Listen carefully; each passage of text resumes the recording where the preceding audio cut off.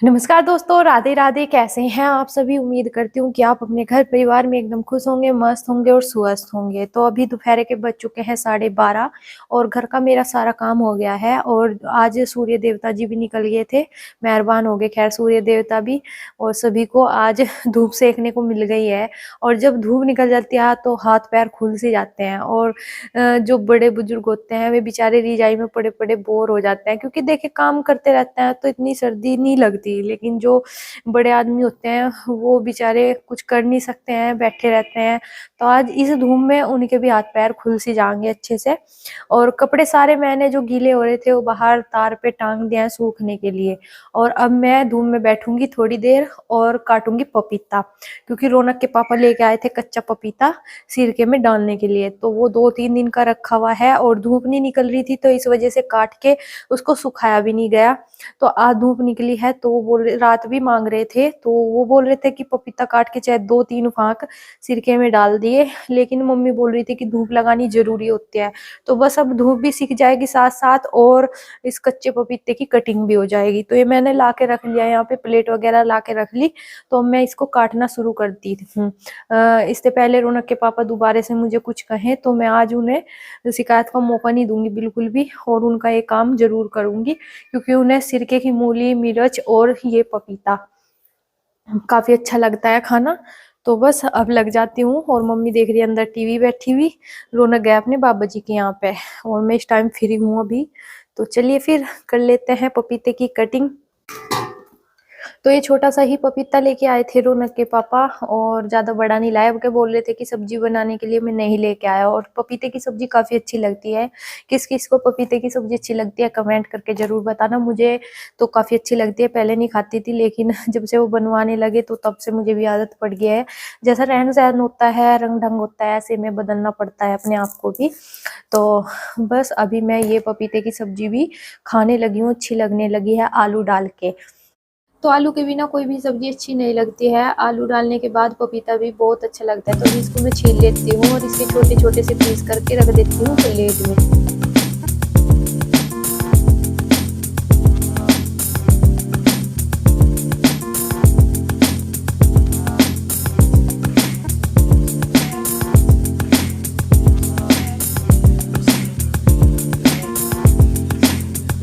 तो पपीते को काटने के बाद मैंने रख दिया था प्लेट में सूखने के लिए, ताकि अच्छे से इसको धूप लग जाए। और फिर शाम के टाइम में इसको उठा लूंगी यहाँ से। अभी थोड़ा लेट भी हो गया था और फिर मैं लग गई थी अपने काम पे। तो काम भी क्या था कि मुझे करनी है अपने बेड यानी कि दीवान की सफाई।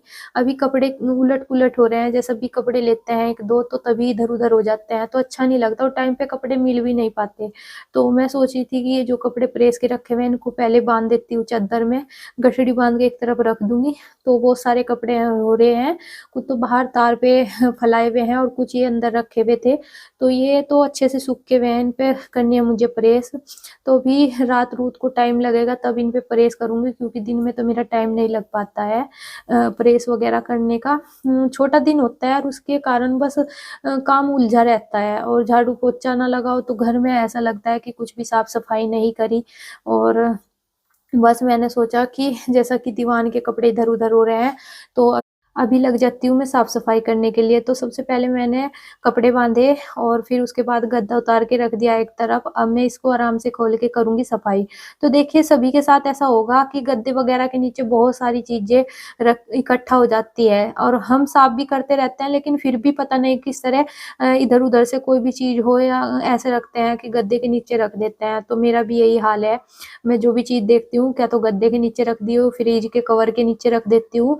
इस तरह बहुत सारे सामान कागज़ वग़ैरह निकल जाते हैं।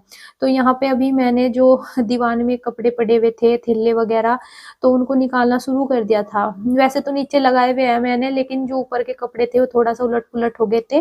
तो यहाँ पे रौनक के कपड़े भी मुझे सारी जगह मिलते हैं, बेड में देखो बेड में, दीवान में देखो दीवान में।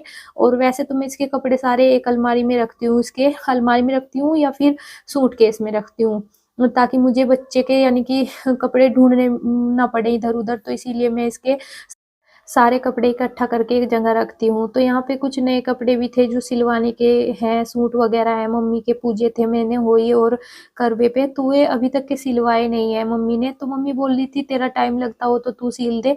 तो देखिए मैं सोच रही थी कि मैं ही सिल देती हूँ, और वैसे सिलवाने में तो कोई दिक्कत नहीं है, देखिए जहाँ जिसका इच्छा हो वहाँ सिलवा लो। मैं तो ये नहीं कहती कि मेरे से ही सिलवाओ भाई, मेरी सासू माँ को। तो मम्मी बोल रही थी कि अगर तेरा टाइम हो तो तू सिल दे, नहीं तो फिर मैं सूट वाले के दे के आऊंगी सूट को।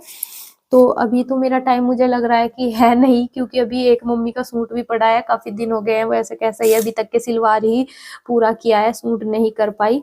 तो देखूंगी अभी थोड़ी बहुत देर में, जैसा कि आज धूप निकल रही है, मैंने कहा थोड़ी बहुत देर मशीन रख लूं, अगर टाइम लग गया तो। पहले तो मेरा ये काम है अपना, ये काम क्या है कि थोड़ा सा अलग है, ये नहीं है कि फलावा फलावा है बाहर उसे संगवाना है, और सारा काम करके ही मैं इस काम में लगी हूँ, ताकि मुझे बीच में इधर उधर कोई काम करना ना पड़े। और बस इधर ये बैग में से निकले थे छोटे मोटे कपड़े, तो मैंने इसको ऐसे कैसे ही रख दिया, क्योंकि इसके बैग की तनी भी बंधनी होती है और इसकी चैन भी खराब हुई हुई है, और टाइम पे याद नहीं आती कोई चीज कि हम इसे सही करा ले या नहीं। चैन वाले तो आते रहते हैं गाँव में, वैसे फिरते रहते हैं, तो उस टाइम पे याद भी नहीं आती। तो ये मेरा थोड़ा क्रॉप टॉप रखा हुआ था, तो मैं सोची थी कि इस पे ड्राई क्लीन कराऊं, और ये अभी ड्राई क्लीन नहीं हो पाया, तो मैंने इसको इसी में रख दिया था। मैंने कहा साथ के साथ निकाल के दे दूंगी। तो अभी तो मैंने इसकी तय अच्छे से नहीं की, क्योंकि अभी मुझे जल्दी हो रही थी थोड़ी सी। मैं सोच रही थी कि जब ड्राई क्लीन करके आ जाएगा उसके बाद में इसको बेड में रख दूंगी, क्योंकि मैं अपने सारे कपड़े बेड में ही रखती हूँ अपने। और देखिए जितनी सेफ्टी के साथ कपड़े रखे जाएं उतनी सेफ्टी के साथ फिर निकलते भी हैं। अब ये तो है नहीं कपड़ों को हम प्रेस करके ऐसे ही एक के ऊपर एक रख दे। तो ये कुछ रौनक के कपड़े मैं बोल रही थी आपको कि सारे में रखे रहते हैं, तो रौनक के कपड़े भी सारे में ही रखे रहते हैं। तो मैंने बेड को बिल्कुल सेट कर दिया, इधर बर्तन भरे हुए हैं पेटी में, और जो कपड़े ज़रूरी हैं वो मैंने ऊपर रख दिए थे। तो मैं बाहर आई तो रौनक की चल रही थी इधर अपनी माँ जी के साथ मस्ती। तो मुझे बेड की साफ-सफाई करते हुए मिले थे 2 टोप्पे, जिसके लिए मेरी सासू माँ और मेरे पतिदेव बहुत ज़्यादा परेशान हो रहे थे। वो बोल रहे थे कि रखे हुए हैं लेकिन तू रख के भूल गई, तेरी चीज़ का कुछ नहीं पता है कि कहाँ रख दें। तो ये मिल गए थे, मैंने मम्मी को दिए, मैंने कहा लो ओढ़ लो, सर्दी उतार लो अपनी। तो इधर रौनक की चल रही थी मस्ती, तो ये बोला था कि मम्मी मेरी वीडियो बनाओ, ये देखिए जैसा मेरा रौनक बड़ा हो रहा है।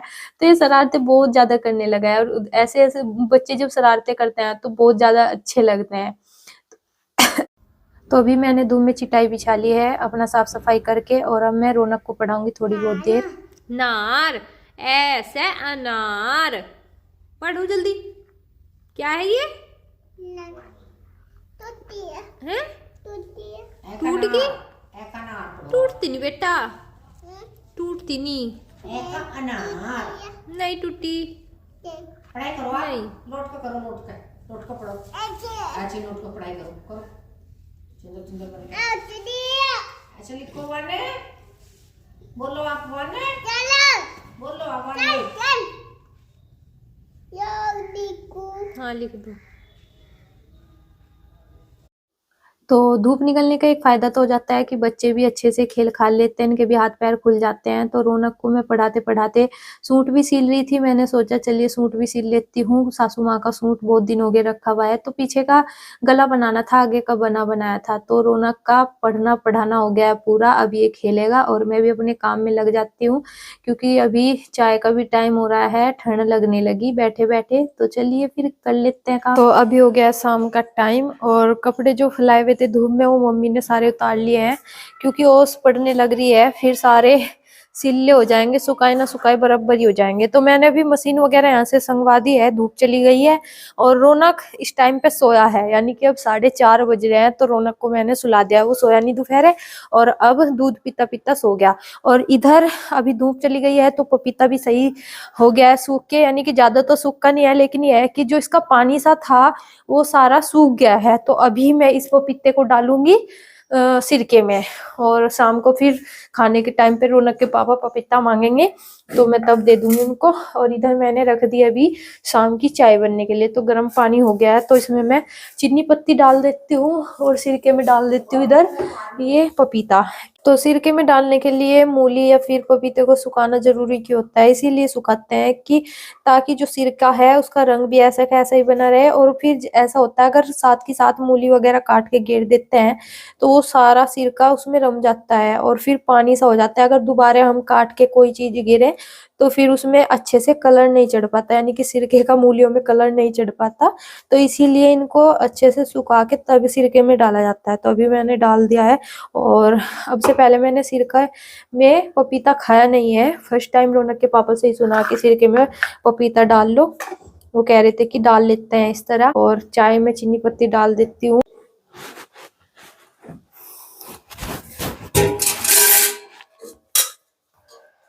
तो चाय पानी पीने के बाद बर्तन वगैरह साफ किया और झाड़ू लगाई और दिन का बिल्कुल भी पता नहीं लगता, कदमों को सटक जाता है, कदमों को चला जाता है, काम करने में ही पूरा दिन निकल जाता है। अभी दोपहर का खाया था, अब सांझ के खाने की तैयारी करो। यही है कि रसोई में से निकलो बाहर, बाहर से निकलो रसोई में, बस ये रहता है पूरा दिन। और थोड़ा बहुत अगर टाइम मिल जाता है तो सोचते हैं कि और अगर थोड़ा सा काम पेंडिंग में पड़ा हो साफ सफाई का वो भी कर ले। जो झाड़ू पोछे से अलग होते हैं बहुत से काम, वो भी करने को मन कर जाता है कि बैठ के भी काम नहीं चलता। बस गृहिणियों का यही काम होता है कि कभी रसोई में, कभी बाहर, कभी बच्चों को संभालना, हर चीज को टाइम पे देखना होता है। और अभी देखिए शाम का टाइम हो गया है, दूध में लेके आ गई हूँ, 6 बज गए हैं शायद। तो अब दूध वगैरह रितूंगी और दूंगी उबाल और फिर बनाऊंगी खाना। ये देखूंगी पहले तो कि खाने में क्या बनेगा। अभी ये भी तो है कि खाने की भी टेंशन रहती है कि क्या खाएंगे क्या नहीं। अभी अगर खिचड़ी बना दूं तो खिचड़ी फिर रौनक के पापा नहीं खाएंगे, रोज रोज वो खाते नहीं है। कभी कभी अगर उनका मन करता है खाने को तो बनवा लेते हैं, नहीं तो रोज रोज नहीं खाते हैं। और जब वो आ जाएंगे तभी उनसे पूछूंगी कि क्या बनेगा क्या नहीं। और एक रौनक ऐसे टाइम पे सोया आज, वो सुबह से खेल ही रहा था और थक गया जब, तो अब वो सो गया है। आज गलत टाइम पे सोया, रात को बहुत ज्यादा परेशान करेगा आज वो, बहुत ही ज्यादा। तो देखती हूँ अभी कि खाने में क्या बनेगा। अभी मम्मी भी अपनी सखियों के पास बैठने के लिए गई, क्योंकि इतना औरतें एक जगह इकट्ठी ना हो इतना उनका गुजारा नहीं होता। गांव में 4-5 औरत इकट्ठी होकर बात करके इधर उधर की जब अपना गुजारा करते हैं सर्दियों में बैठ के, और बीच में जला लेती है आग। तो इस तरह अभी मम्मी भी दादी के पास गई होगी बात बूत बतोड़ने के लिए, क्योंकि सब आपस में बातें करती हैं बैठ के और कहीं की बातें करनी शुरू कर देती है। ये नहीं पता कि कहाँ का पूछड़ा उठा दे, कहाँ का नहीं। तो बस ये रहता है बड़ी औरतों का। तो और अभी मैं भी अपना पूजा पाठ करूंगी मुंह हाथ धो के।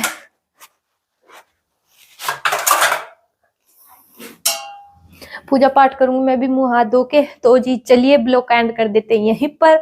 अगर आपको मेरा ब्लॉग पसंद आया तो कमेंट करके बताना जरूर। अगर चैनल पे पहली दफा आए हो तो चैनल को सब्सक्राइब कर दीजिए, वीडियो को लाइक शेयर कर दीजिए और प्लीज उसके लिए कमेंट किया करो कि हाँ हमको आपके ब्लॉग में ये बात अच्छी लगी है या लगी है, या हमें किस तरह के ब्लॉग बनाना चाहिए किस तरह के नहीं।